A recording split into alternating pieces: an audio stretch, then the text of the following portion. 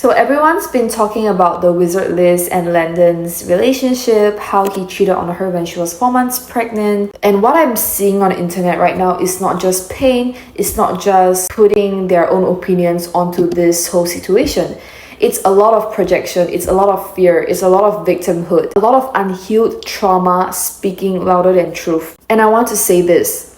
Just because someone else's relationship did not work out, it doesn't mean that yours is doomed. And just because she was cheated on, it doesn't mean that you will be cheated on. Just because love looks perfect and beautiful online, on social media, it does not mean that it is aligned, grounded, or real. I just wanted to give a few points to this video that supports what I'm saying because I want to break the false perception. The first truth that I want to throw out there is the illusion of idolization. People are idolizing Liz and saying things like, oh my god, she's such a goddess, she seems to have it all, so if a woman like her gets cheated on, it means that I'm probably doomed, that I've lost hope in love, and men will never be loyal to me. Here is the thing, idolization is an ego trick. It is a way we try to soothe our own fear, our own imperfections by placing someone else on a pedestal. Because if they seem too perfect, then you would think that perfection is possible. If they fall, then we get to give up too. But that is not growth, that is escapism. And the truth here is, I don't think that anyone is perfect at all. Not Liz, not your favorite influencer, not your favorite celebrity, not even you. And it's not something that we should ever strive to be. We are never here to reach perfection. And we're here to evolve, and evolution isn't glamorous, it's honest, it's falling and getting back up. So I want to just tell you guys that no one in this life has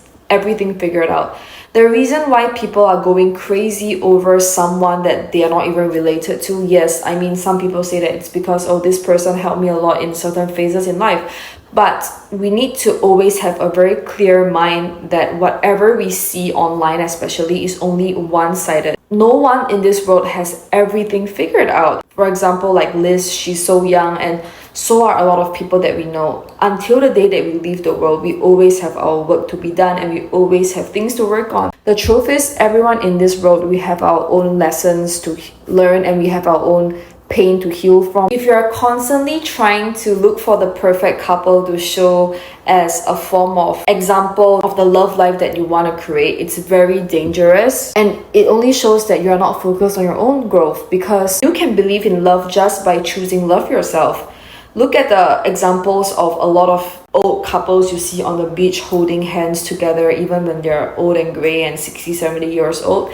I mean, don't those people count? Does it have to be the perfect person that you think you see online or that person that you admire and then following their footsteps, using their path as your own? Because I literally see people, the moment when Liz announced that she had a husband, everyone was like, oh my god, I need to find a guy like Landon. And now she tore that perfect image of their relationship. Everyone is like, oh my god, we need to watch out for men like Landon.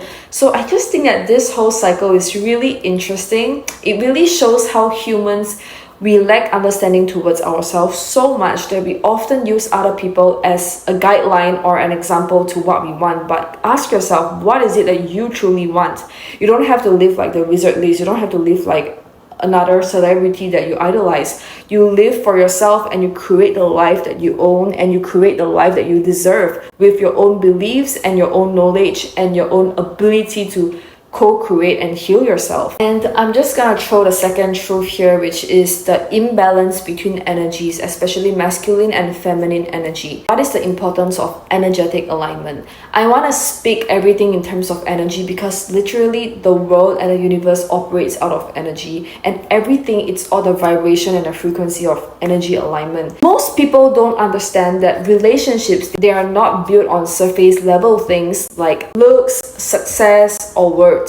A lot of people, they take someone's word for something, or they think that, oh, just because this person is rich, just because this person is intelligent, just because this person is beautiful, it means they're gonna have a higher success rate in relationships. But that is not necessarily true, and this is where the real work lies. The reason why relationships fail mostly is because there is a deep imbalance between the both energy fields of masculine and feminine energy. You know how they say that in relationships the most important thing is communication and alignment? So a lot of people, you may see like, oh, the man seems to be giving her lavish gifts, or the woman seems to be the perfect wife, But why don't their relationships work out? It's probably because a lot of them, they are not being truthful to themselves, and they are not being truthful to each other about their needs to be met in the relationship, and they are not really having uncomfortable conversations or giving each other enough time to know themselves, working on having balanced energy fields vibrating with each other. How some people who have the tendency to be more feminine, they lack a lot of self-validation and confidence, so they will need a lot of validation.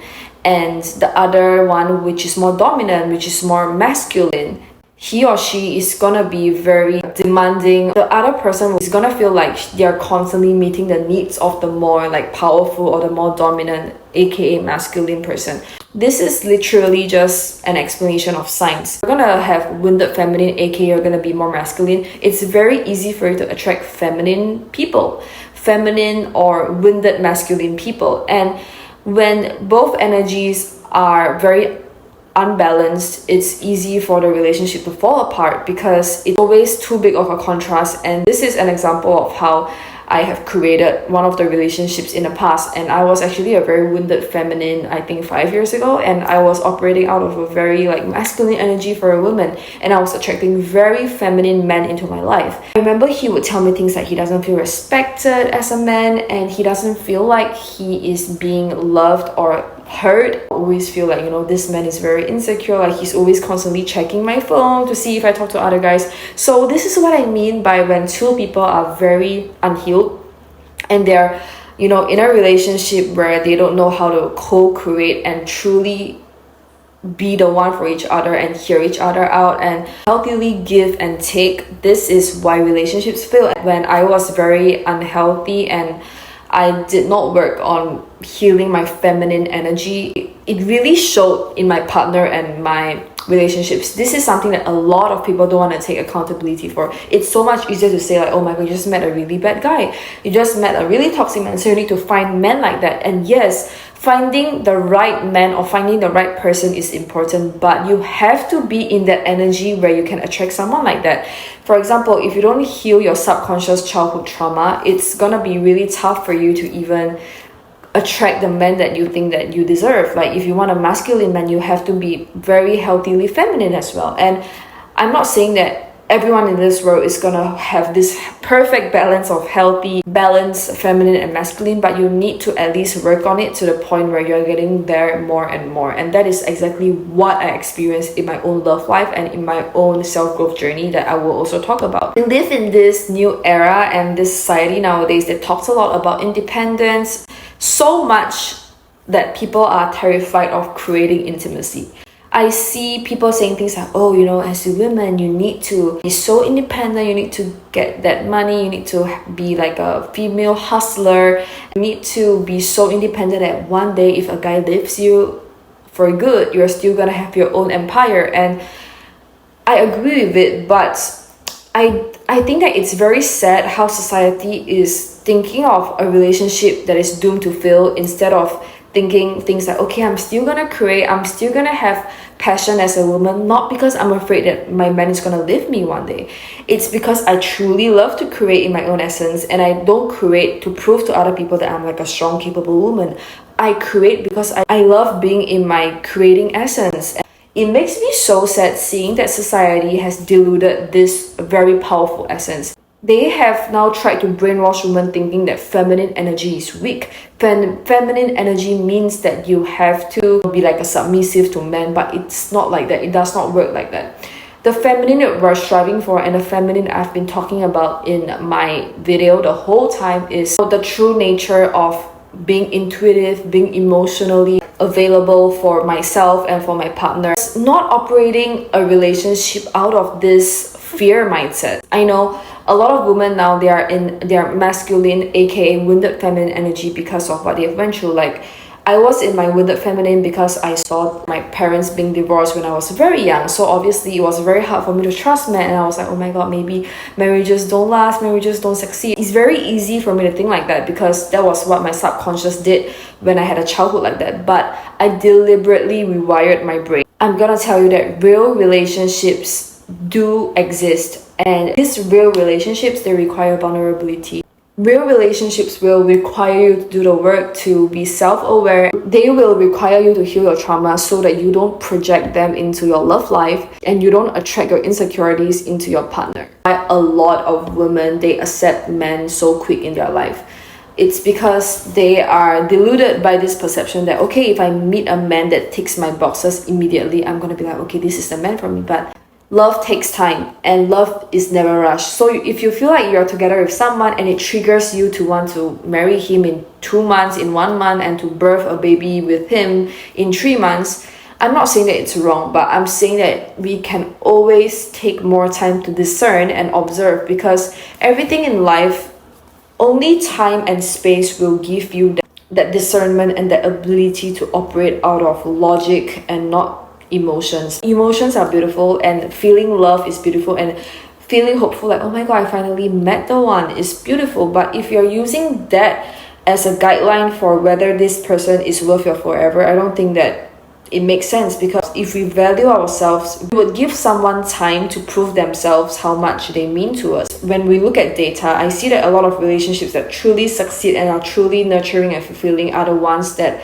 you know, the two people, they take time to date and grow with each other and they don't rush into any major decisions.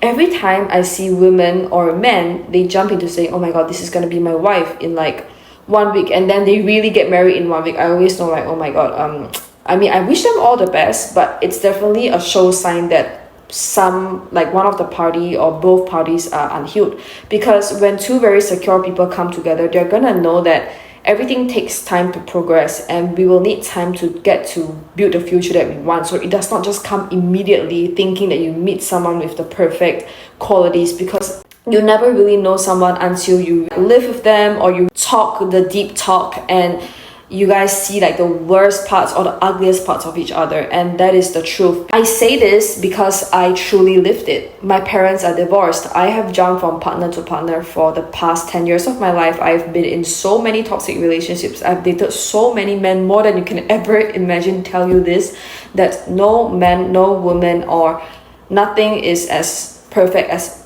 it seems, especially in the beginning of the relationship. The reason why my boyfriend and I were able to co-create such a beautiful, healthy, truly healthy relationship, and it took us a very long time to get here, is because we know that we are not delusional in relationships. And we know that we have to co-create out of a healthy, balanced energy field. He works on his own healthy masculine, I work on my own healthy feminine. We are not perfect, but we work on it. Let me give you guys a little sharing on how it took me from that very wounded feminine to who I'm slowly becoming, okay? So I actually witnessed betrayal in my own house at a very young age. I saw the feminine being disrespected, and I also saw the masculine shutting down. So in a sense, my parents, like, they weren't very communicative people and they did not know how to exhibit healthy qualities in love life. It actually taught me many things. So at first, I actually blamed a lot because I'm a woman. I resonate with my mom a lot more. So at first, I thought that it was like all my dad's fault for doing this, for doing that. But as I got older and I slowly learned about like humanology and I learned about the complex cycles of humans, I started to see from a very clear and unbiased point of view that actually my mom also had her part to play. To make something happen, it takes two hands to clap. We are all adults here and we take accountability. So I never recommend being entirely prejudiced against like, oh my god, the man cheated, so he's an asshole, he's like messed up and everything. Yes, like everyone is messed up, but there's always a reason why people do things. Like people are like, no, sometimes you just gotta know there's no reason why men are assholes. But let me tell you that if you know how to study people and if you study someone from root, you would know for sure that there's a reason why someone has tendencies like that, someone has habits like that, someone has an abusive relationship cycle, or someone is insecure. There's always a reason. It's always linked to mostly their childhood, their belief system, and what they imprinted. And this is why it is so important to heal your wounds and to really look deeper into all of the relationships that you create in your life, because that's the only way you can grow. Don't agree with this whole toxic culture going on that women are cancelling men because of cheating scandals, or men are also cancelling women. You know that women and men, we are all humans, we are all here to learn and grow, and it's a safe space, and we learn from other people's journey, and we learn to see the blind spots, and then we ask ourselves what we want. I was actually dating a lot of different men in my life, trying to find the right man. It actually made me feel worse about myself because each man was actually mirroring something that I didn't heal about myself yet. And I used to think that men were the problem, and I was so close to not believing in love and marriages until I remember that I went to this course with my friend, and my friend had very healthy family where her parents knew the exact way of mirroring the healthy and loving family that I always wanted, I always craved.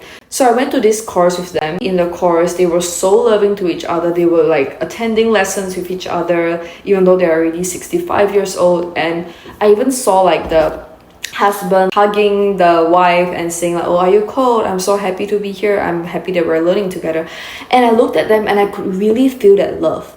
And that love wasn't something that I had to fantasize. It wasn't like that love where, oh, the man buys this woman like 100 carat worth of diamonds, or like the woman looks like the perfect wife for the man. But it's more so I can feel that genuineness and that love that these two people grew together. Like they really had a very real relationship, and they could bring themselves so far that they are now 65 years old attending a course together, and it made me feel like love was possible for the first time.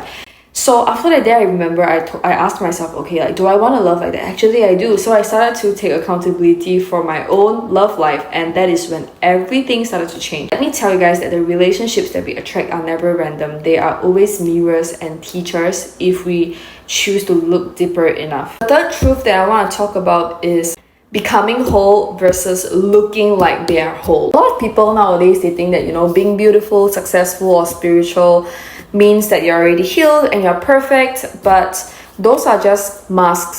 There are plenty of women and men out there who look like they have it all because they have fame, they have success, and they have beauty. But internally, the truth is we're all navigating our own, like possibly our own abandonment wounds, inner child pain, and cycles that they have yet to discover yet. Just because someone preaches self-growth or has certain capabilities in certain aspects in their life, it does not mean that they've completely mastered it. So healing is never a destination, guys. It's always a lifestyle. I say this all the time that I'm never done, because I truly am not done. Every day I'm unlearning, I'm relearning, I am evolving. And the reason why I share my journey online isn't to show perfection or to have spiritual ego that, you know, I'm more superior than other people because I say this, I do this. It's never. My agenda for my videos is always to show people a different side of the world, because nowadays it's so much more easier to forego all this that I'm talking about and to chase the thrill, to normalize drama, to normalize cancel culture, to normalize toxic, unhealthy cultures and cycles in relationships and in everything, basically. I'm here to remind you guys what's possible when you stop outsourcing your power and stop giving out your happiness, love life to the society, to your past, and start coming home to yourself. Coming home to yourself means you start to learn about yourself and what you truly want, despite all of these trends going on, despite 3 celebrities being cheated on in one day. And I want to debunk the whole all men cheat narrative. Whenever your mind or examples try to show you that love doesn't exist, go search true love or go search up on YouTube couples that are 90 years old. Like there's a few channels I think on YouTube that really show you successful couples who have made it in life, and let me tell you guys, it's possible. Let me remind you guys that there are good men out there. There are healthy relationships, and there are couples who love each other and truly respect each other and grow together, and you won't see them trending. You won't see their stories go viral. Why? Because their love is grounded, peaceful, and consistency doesn't sell. Drama does. Don't overly invest or involve yourself in social media. You need to know what's the fine line between, okay, like entertainment and the real world. Stop feeding your mind with content that keeps you in fear or evokes anxiety, because you can choose the kind of content you consume. So you can definitely care for people, you can bless people, but if you catch yourself involving other people's love life or trying to find drama every day, you should ask yourself, like, why is it coming from a place of emptiness? Is it because you're not investing in yourself enough? Stop defining your beliefs based on viral stories or trending topics. Your beliefs will very much create your reality. And if you believe that all men cheat, best believe that you are going to attract it into your reality, because that is your subconscious doing the energetic work. You're going to manifest your greatest fear, because your fear is always going to manifest greater than your desire. You need to really heal your fear and turn it into a strong belief that you are capable of creating something that you want. And even if it fails, you learn something, you gain something. Don't go into a relationship with a guy and the first thing that you think about is, oh my god, he's gonna leave me one day. What if he leaves me one day? When you catch yourself thinking that way, rewire it and reframe it and be like, okay, like, I'm just gonna enjoy time with this guy, like slowly build our beautiful love. Even if one day anything imperfect happens, you guys don't work out, what's the loss? You don't lose anything. They magnify their losses because they don't truly like believe in their ability to create. If you can create him, you can create something greater. And everything that comes into your life, even if it was like a pain, even if it was a lesson, it's always a blessing, because it's always reminding you that after this something bigger will come. And sometimes you have to go through pain in order for you to know certain things about yourself that you did not want to face before. It had to take me like 10 men who broke my heart for me to find that man that eventually was the one that I truly wanted. And like, we don't know what life is gonna hold, but we're gonna keep walking this path and we're gonna keep evolving together. The thing about my boyfriend and I's relationship is that we really believe in the balance of everything. Like, we always make sure that all of like our energy is balanced, and we always make sure that we are equally listened and heard in the relationship. Let me tell you guys right now that among all of the people that I've interviewed and talked to, and I'm always a very curious person, all of the relationships that failed, including like my parents or including people's blah blah blah or anyone close to me, it's always because someone is suppressing something and they don't feel safe enough. Like, both men and women have to make each other feel safe. I don't like this saying that, you know, only men are supposed to make women feel safe, because yes, like, men, when they're in their healthy masculine, they will automatically be a very secure and providing and a protecting man. But women also need to make men feel like they're nurtured and they're being listened to, and they're being, you know, like, men and women, we're both human, so we need to have that same safe space to communicate, to understand each other, so we can create something bigger. Like, can you imagine being in a relationship where someone is like very dominating and someone is very suppressive? Obviously, they're gonna find spark and they're gonna find comfort elsewhere. So obviously, cheating is by all means wrong. Cheating is by all means not a good thing to practice, but we have to go deeper. If you experience cheating, you have to find out the why, because I experienced cheating before. I don't think it's healthy to make something look super bad or to make something look extremely negative, because it's always both ways. Both parties have to do the work, and everyone in this world are responsible for our own journey in life. If you choose to heal, to grow, and to align, you'll begin to truly see what you thought was rare, because everything that you want, we're actually waiting for you to become it so you can attract it into your reality. We are not here to speculate life. We are here to create it. So many people, they spend hours, they waste their energy watching other people's life or watching other people's story, crying over other people's pain, and completely ignoring their own healing. You want to know why you feel weak and powerless and why you feel lost? It's not because the guy cheated or what happened to who, not what happened to yourself. It's because you're not rooted in your own goals and you're not rooted in your own growth. And this is where the shift needs to begin, and it needs to happen if you want to truly live the life that you were meant to live and stop being a side character in someone else's story. Is Wizard List's love life or anyone else's love life your fate? It isn't. It's a mirror, and if something affects you or triggers you or provokes your emotion, it's always asking you, are you going to react or are you going to reflect? Are you going to spiral into hopelessness, or are you going to rise into the truth that you were supposed and deserving to own? I actually became an author, and I wrote my book Becoming Whole, where I talk a lot about my journey on how I healed and how I slowly worked on becoming more whole myself. You know why my title says Becoming Whole, not I am whole, because I'm never whole. I'm becoming whole, and I want to share this story with you guys. So if you guys are very much into your self-development journey and you want to also know how to create a love that you truly want, and you want to be the creator of your life, and you want certain empowerment or tools or rewiring, I think that my book is perfect for you. And you can always watch my content on YouTube, or you can purchase my book from my link in my Notion page to embark on your journey. And I never promote perfection, or I never promote anything that's unachievable, because I believe that human beings, we are very complex people, and we came into this world to learn as a species. I look forward to growing with all of you, and let me sign off by saying that you are loved, and you deserve love. Bye guys.